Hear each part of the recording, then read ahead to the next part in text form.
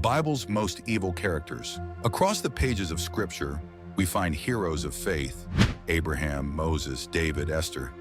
But alongside them stand figures who chose another path. Men and women who hardened their hearts, rejected mercy, and allowed pride, greed, or hatred to consume them.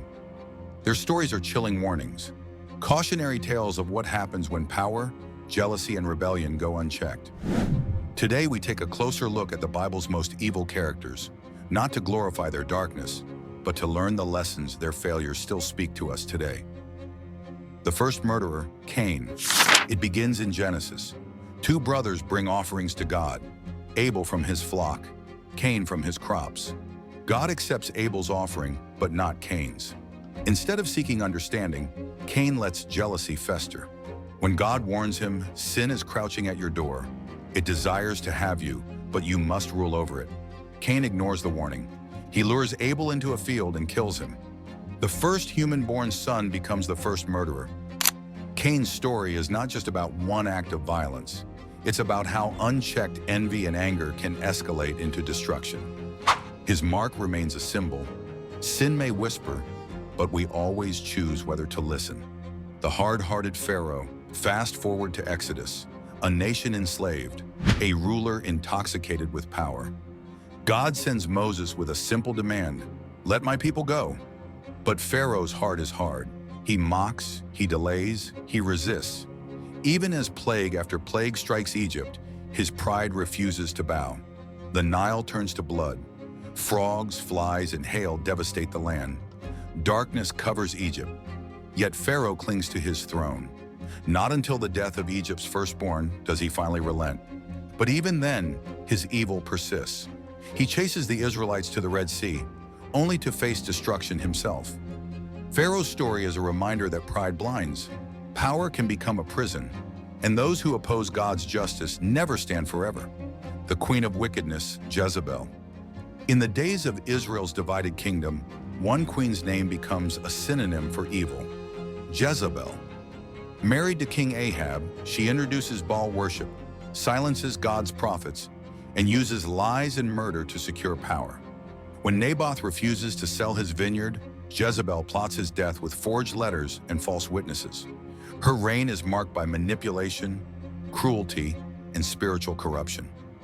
But her end comes as foretold. Thrown from a window trampled by horses, her body devoured by dogs, her fall mirrors the destruction she sowed. Jezebel's legacy is a stark reminder. Power gained through deceit eventually collapses. The greedy betrayer, Judas Iscariot. Among the 12 disciples walked one whose name history never forgets, Judas. Trusted with the group's money, his heart grew greedy. When opportunity came, he betrayed Jesus for 30 pieces of silver. A kiss in the garden became the signal that delivered the Son of God into enemy hands. But guilt consumed him.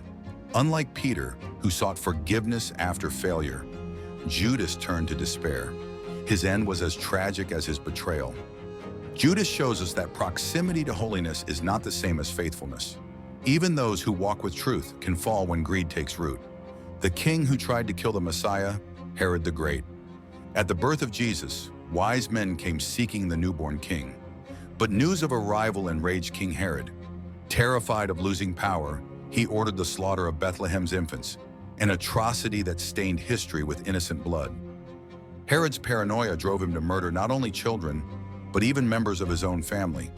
His name lives on as a symbol of tyranny, reminding us that fear-driven power always destroys the vulnerable first. The liar who tempted Ananias and Sapphira. In the book of Acts, the early church thrives in unity and generosity. Believers sell property, share resources, and care for one another. But Ananias and Sapphira choose deception. They sell land but secretly keep part of the profit, while pretending to give all. When confronted, they lie not just to men but to God. The result is immediate judgment. Both fall dead at Peter's feet. Their story warns that hypocrisy is deadly. God values honesty of heart more than any appearance of generosity. The persecutor, Saul before Paul. Before becoming the Apostle Paul, Saul of Tarsus was known for hunting Christians. He approved the stoning of Stephen, dragging believers into prison, fueled by religious zeal turned violent. Saul's early life reminds us that sincerity without truth can become destructive. Yet his story also shows the power of grace, because even the fiercest enemy can be transformed into a vessel of hope. Delilah, the seductive trap. Samson, a man chosen by God, a judge of Israel, with strength that could topple armies, undone by the whispers of Delilah. She coaxed him, pressed him, until he revealed the secret of his strength, and with a single haircut, she delivered him to his enemies. Delilah's story is one of betrayal wrapped in affection, of manipulation disguised as love. Her warning is timeless. Not every hand that caresses you seeks your good. In relationships, in business, even in friendships, some seek only to exploit your weakness. Her legacy teaches us vigilance against those who lure us with flattery, but plot against us in secret. Abimelech, brother killer. Ambition can blind, and Abimelech, son of Gideon, proved it. Hungry for the throne, he slaughtered 70 of his own brothers. Imagine the rivers of blood, the cries of kin silenced by the hand of family. His reign, built on betrayal, was short-lived, ended when a woman dropped a millstone upon him in battle.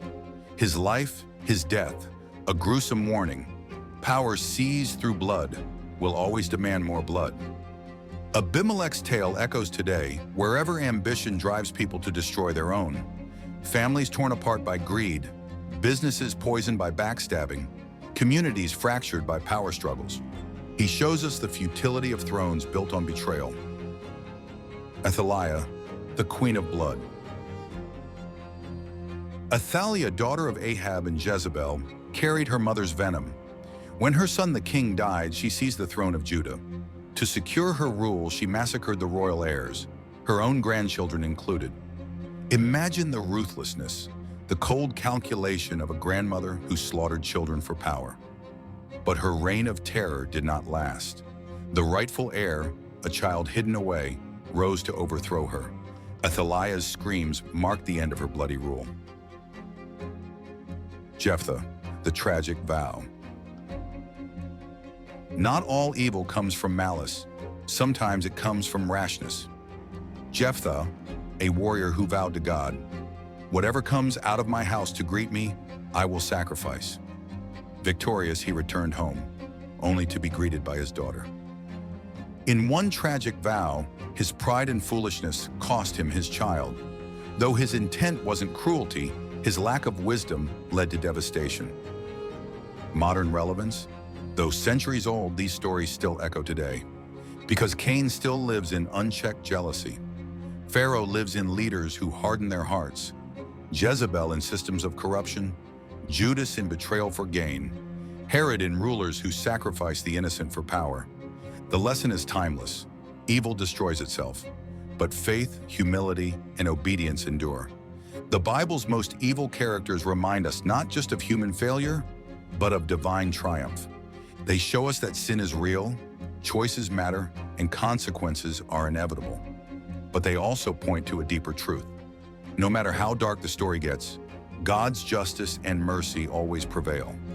If this video on the Bible's most evil characters gave you a new perspective, don't keep it to yourself. Like this video, share it, and subscribe now to Motivation Arcane for more stories that change the way you see faith, life, and success.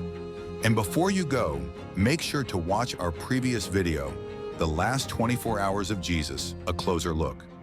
In that study, we walk step by step through the most important day in history, uncovering lessons of faith, obedience, and ultimate victory. Together, these messages remind us that while evil rises, it never has the last word.